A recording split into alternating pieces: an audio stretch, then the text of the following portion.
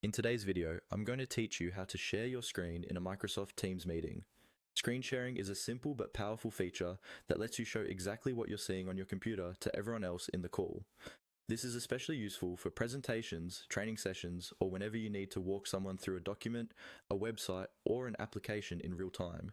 Let's start from inside a Microsoft Teams meeting. Once you've joined your meeting and your audio is connected, look toward the top or middle area of your Teams window. You'll see a row of controls for things like turning your camera on or off and muting your microphone. Among these options, you'll find the Share button. Depending on your version of Teams or screen size, this button might look like a small rectangle with an arrow pointing up, or it may simply say, Share. Click on the Share button. When you do this, a sharing menu will open, usually across the top or center of your screen. This is where you choose exactly what you want to show to other participants. Since we're focusing on sharing your entire screen, look for the option that represents your screen or display. If you use one monitor, you'll typically see a single option labeled something like Screen or Screen 1. If you have multiple monitors, you might see Screen 1, Screen 2, and so on.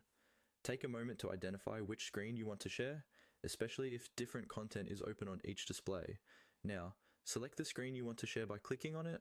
As soon as you select it, Microsoft Teams will begin broadcasting that screen to everyone in the meeting. You'll usually see a colored border or a small notification reminding you that you are currently sharing your screen. From this point on, anything you open or move around on that screen will be visible to your audience. While your screen is being shared, try to move smoothly and avoid jumping too quickly between windows. This makes it easier for others to follow along. Also, remember that notifications and open windows can be seen, so it's a good idea to close anything private before you start. When you're finished sharing, look back to the meeting controls and click the Stop Sharing button. Your screen will no longer be visible and you'll return to the normal meeting view, and that's it.